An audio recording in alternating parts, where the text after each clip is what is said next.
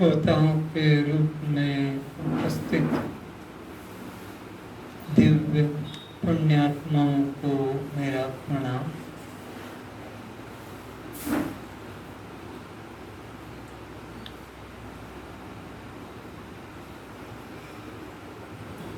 कोई कोई जानता है,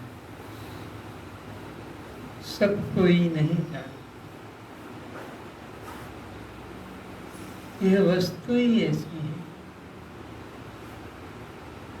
जैसे हर हाथी को मुक्ता नहीं होता, हर सर्प को नागमणि नहीं होती, हर मृग को कस्तूरी नहीं होती। ऐसे ही इस आत्मज्ञान के श्रोता और वक्ता वो भी भेड़ बकरियों की तरह झुंड के झुंड नहीं मिलते। कोई कोई मनुष्याणाम सहस्रेषु, करोड़ों में कोई एक इस ओर आता है और फिर इसको अनुभव में लाता है।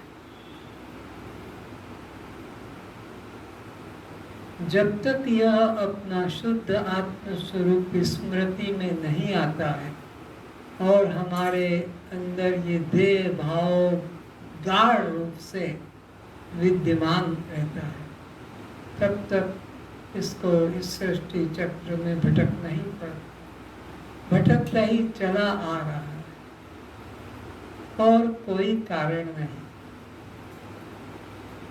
कारण है तो एक ही, अपने को देह मानना और आत्मा को, परमात्मा को अपने से पृथक मानना। तो इस संबंध में भगवान श्री कृष्ण जी अर्जुन को निमित्त बनाकर हम सभी श्रोताओं को यही उपदेश दे रहे हैं। ईश्वर सर्वभूतानां, दूर जाने की जरूरत नहीं, बाहर खोजने की जरूरत नहीं। हृदय सर्वस्व विशिष्ट, यही बात वेद भगवान कहते हैं। एको देवो सर्वभूतेषु गूढ़ः सर्वव्यापी सर्वंतरात्मा, कर्माध्यक्ष सर्वभूतादिवासः साक्षी चेता केवलो ब्रह्म। एक ही परमात्मा सब भूत प्राणियों में विद्यमान है। किस रूप में? साक्षी रूप में, चैतन्य रूप में, कर्ता रूप से नहीं, भोक्ता रूप से नहीं। यही बात तैत्तिरीय उपनिषद में कहा वृक्ष के दृष्टांत से। एक वृक्ष पर दो पक्षी बैठे हैं, ऊपर वाला पक्षी देखता है, नीचे वाला पक्षी उस वृक्ष के अपने फलों को खाता है।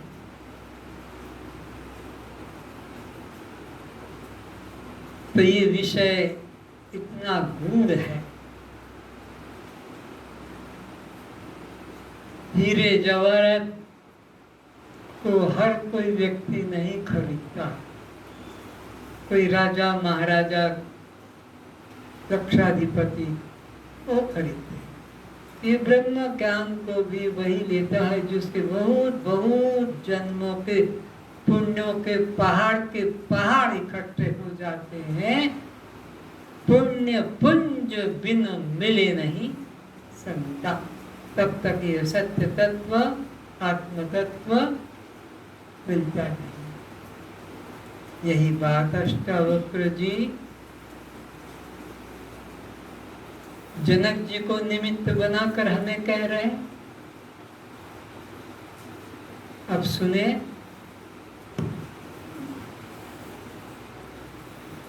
हे जनक, ईशावास्यम इदं सर्वं यत्किंचित जगत्याम जगत, यह जगत ब्रह्म स्वरूप होने से तुझ आत्मा से भिन्न नहीं है।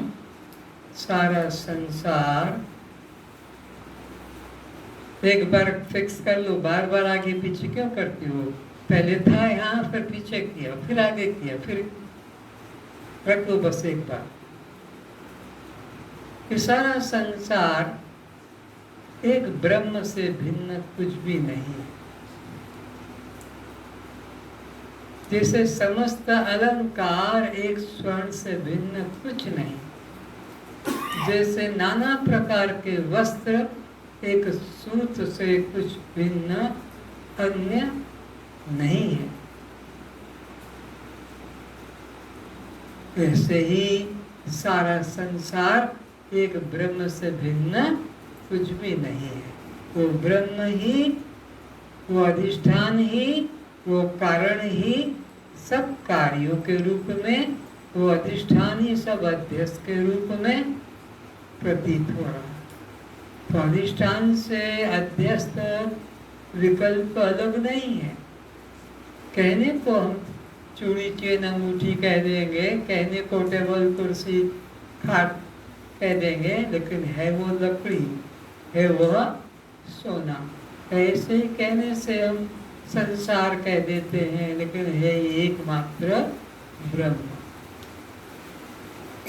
तू और जगत, कारण और कार्य, अधिष्ठान और अध्यस्त, यह दो तत्व नहीं है। जैसा कहा गया है, अधिष्ठान और अध्यस्त, कारण और कार्य।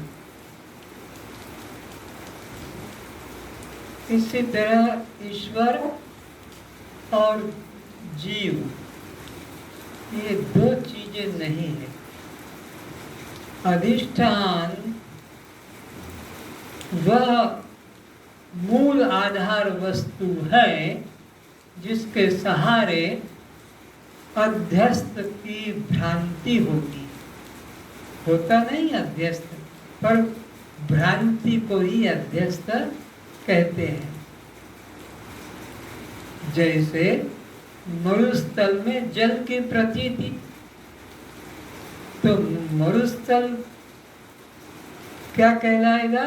अधिष्ठान। और वो जो जल की प्रतीति है उसे क्या कहेंगे? अध्यस्त। तो अगर मरुस्थल न होता तो जल की प्रतीति फिर किस पर होती? तो मरुस्थल वो मूल आधार वस्तु है जिसके सहारे अध्यस्त की प्रतीति या भ्रांति की प्रतीति होती है। इसी प्रकार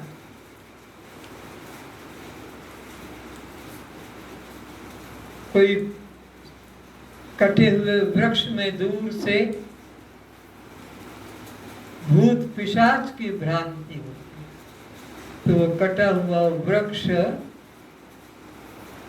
अधिष्ठान है और उसमें जो भूत पिशाच की प्रतीति हो रही वो अध्यस्त है। ऐसे ही चंद्रमा में जो आकार कुछ दिखता है वो अधिष्ठान है चंद्रमा, और वो जो आकार दिखता है खरगोश या कोई हरिण इत्यादि, तो वो जो दिख रहा है वो क्या है? पर वो सत्य नहीं है। गगन आकाश में गंधर्व नगर महल तो दिखते हैं बादलों के आकार से, पर वो है नहीं। तो जो अध्यस्त दिखता है वो अधिष्ठान ही होता, अधिष्ठान से भिन्न अध्यस्त नहीं। तो इसी प्रकार इस सृष्टि का अधिष्ठान एक मय चैतन्य तत्व है। न कोई ईश्वर है, न कोई जीव है, न कोई जगत है, न कोई ब्रह्म है, केवल एक मय तत्व, आत्म तत्व, सारे जगत का अधिष्ठान। वही ये सब रूपों में फैला हुआ है, बिखरा हुआ है।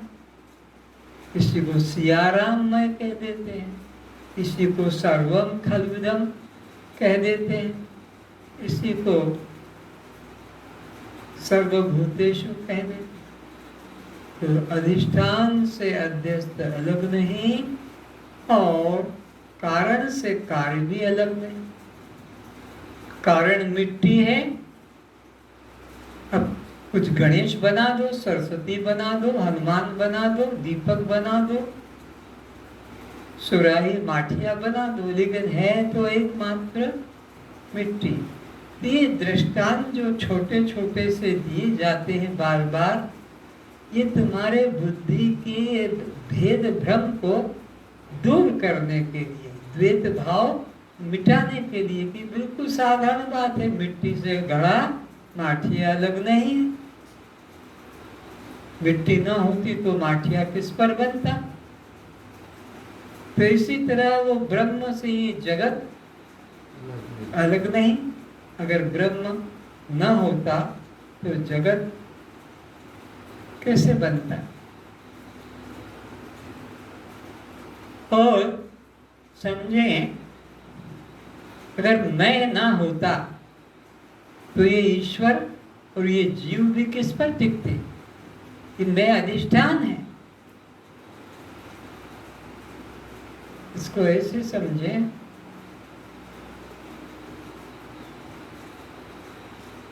ये रुमाल विकल्प है। विकल्प वह जो उच्चारण तो किया जाए पर पकड़ में ना आए, और पकड़ने चलोगे तो रुमाल हाथ में नहीं आएगा, सूत आएगा। विकल्प वस्तु होती ही नहीं, बस उच्चारण होता है। तो यह रुमाल विकल्प किस पे टिका हुआ है? बोलो, सूत पर।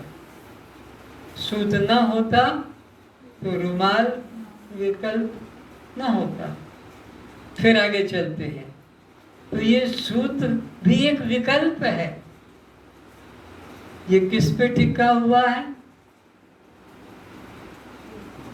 इसका आधार हिंदी में तो कपास बोलते हैं। तो वो कपास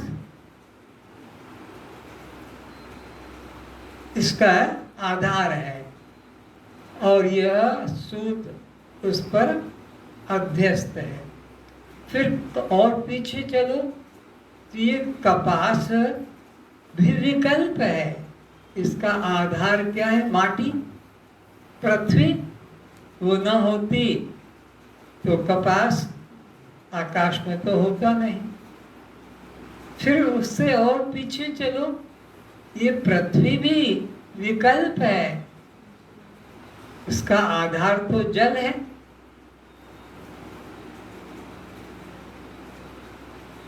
तो जल हो गया इसका मूलाधार, और यह विकल्प हो गया पृथ्वी, कपास।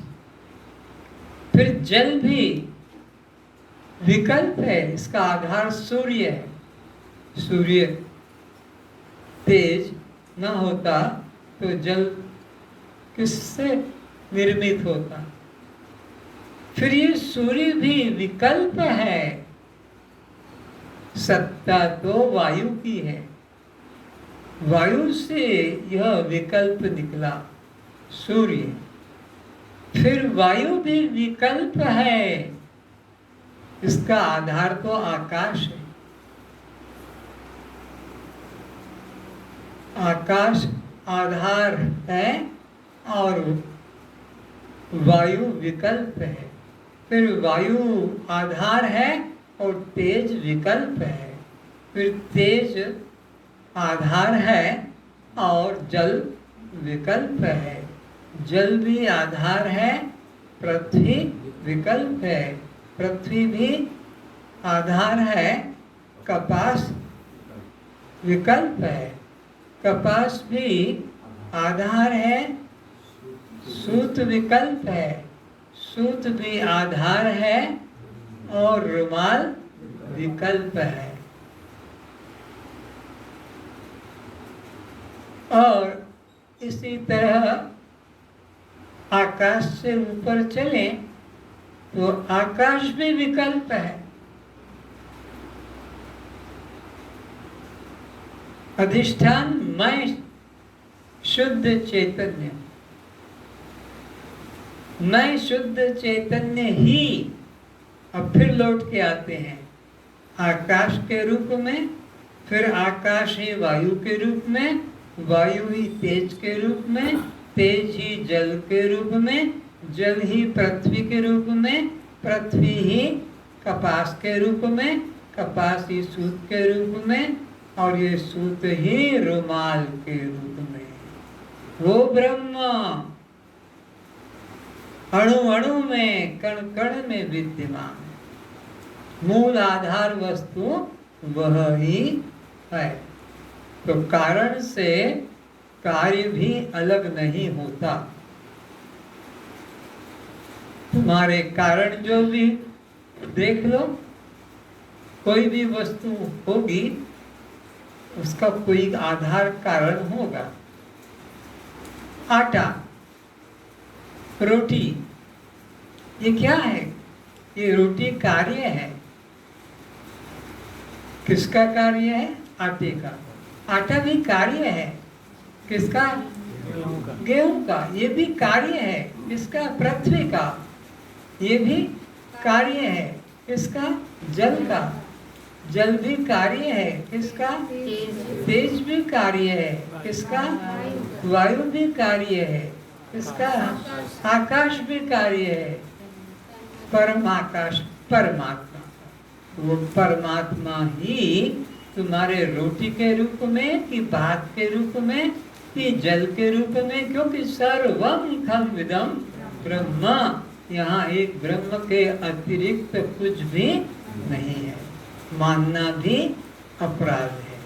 आगे अष्टावक्र जी कहते हैं, जब तू ही जगत है तब तू अपने आप का त्याग किसके द्वारा एवं किस स्थान पर जाकर करेगा? फिर से, जब तू ही जगत है तब तू अपने आप का त्याग किसके द्वारा एवं किस स्थान पर जाकर करेगा? अपने आप का त्याग क्या है? जब तू जगत ही है तब तू अपने आप का त्याग किसके द्वारा एवं किस स्थान पर जाकर करेगा? तेरे अलावा कोई देश नहीं, तेरे अलावा कोई काल नहीं, तेरे अलावा कोई रूप नहीं। जब तू ही एकमात्र अखंड सत्ता है तो फिर दूसरा कौन है जहां जाकर तू इस देह का त्याग करेगा?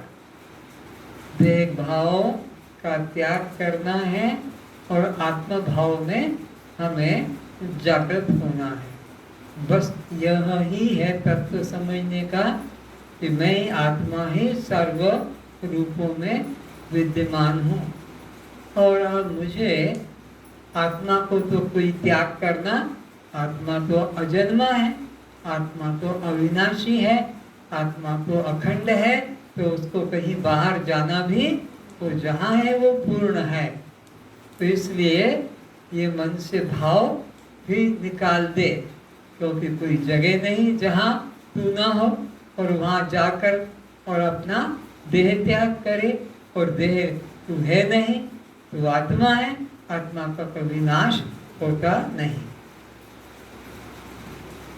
क्यों? जहाँ तू पूर्व से नहीं है, और जब तू ही जगत है तब तू अपने आप का त्याग किसके द्वारा एवं किस स्थान पर जाकर करेगा जहाँ तू पूर्व से नहीं है? और क्या कोई अणु भी तेरे सिवा कहीं खाली है? अखंड में, अद्वैत में, एक में ग्रहण त्याग कभी संभव नहीं हो सकता है। जैसे आकाश, तुम अपना मकान बना लो 5 मंजिल वाला, एक एक मंजिल के ऊपर तुम 3 बेडरूम बना लो, तो 5 मंजिल पर 15 हो गए। लेकिन आकाश का कोई टुकड़ा, आकाश का खंड नहीं, आकाश तो त्यों का त्यों अखंड है। तो पूर्ण में कोई खंड नहीं कर सकता, पूर्ण में कोई विभाग नहीं कर सकता। तो तू अखंड आत्मा है, तो कहाँ जाकर अपने को खंडित करना चाहेगा? आत्मा तो कभी खंडित होता ही नहीं। और कोई जगह खाली हो तब तो तू जाएगा, और जहाँ जाएगा वो जगह पहले से खाली होना चाहिए, और जहाँ से तू उठेगा वो जगह खाली हो जाएगी। तो ऐसा इस अखंड में कोई स्थान नहीं है, तू ही भरपूर है। जगत कार्य का कारण ईश्वर ब्रह्म रूप है, तो उसका कार्य जगत भी ब्रह्म रूप ही होगा। जब सभी फर्नीचर काठ के हैं तो कोई भी बने वो सब काठ के ही होंगे। सभी प्रकार के अलंकार स्वर्ण के ही होंगे। आकार कुछ भी हो, तो ये सारा जगत ब्रह्म का कार्य होने से ब्रह्म रूप ही है, ब्रह्म से भिन्न नहीं है। अजातवाद की दृष्टि से तो कुछ उत्पन्न ही नहीं हुआ। तो और अजातवाद एक सिद्धांत है, विवर्तवाद एक सिद्धांत है, परिणामवाद एक सिद्धांत है। तो विवर्तवाद और अजातवाद में क्या अंतर है? अजातवाद तो कहता है कि कुछ पैदा हुआ ही नहीं, 3 काल में कुछ परिवर्तन आया ही नहीं, ये अजातवाद है। यही राम जी को उनके गुरु वशिष्ठ जी ने उपदेश दिया, हे राम, ये जगत 3 काल में हुआ ही नहीं, ये बंध्या पुत्र की तरह है। अब बंध्या पुत्र होता ही नहीं, ये मरुस्थल के सागर की तरह है, मरुस्थल में सागर होता ही नहीं। तो इस प्रकार से यह संपूर्ण संसार एक ब्रह्म सत्ता के अतिरिक्त कुछ भी नहीं है, ऐसा तू अपने मन में निश्चय कर। यही उपदेश गुरु वशिष्ठ ने श्री राम को दिया कि हे राम, यह जगत 3 काल में हुआ ही नहीं। यदि कोई आकाश को चरमासन की तरह लपेट सके तो जगत हुआ, यह कथन माना जा सकता है। राम जी को गुरु वशिष्ठ जी क्या दृष्टांत देकर इस जगत की असत्यता को समझा रहे हैं कि देख, कोई आकाश को ऐसे लपेट ले मोड़ते और उसको फिर बगल में दबा कर और सो जाए तो जाना जाएगा कि जगत है। पर यह तो कभी संभव नहीं कि कोई आकाश को लपेट पाए और बगल में मृगचर्म की तरह दबाकर चले।